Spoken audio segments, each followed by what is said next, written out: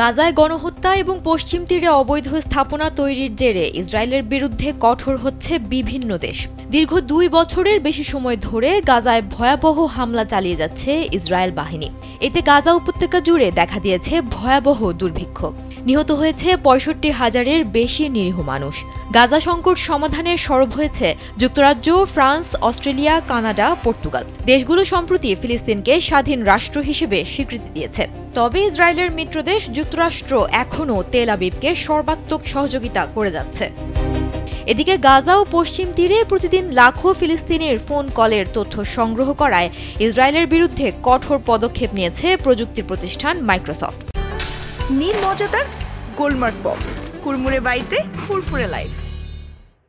বৃহস্পতিবার যুক্তরাজ্য ভিত্তিক সংবাদ মাধ্যম দ্য গার্ডিয়ানের এক প্রতিবেদনে এ তথ্য জানানো হয়েছে।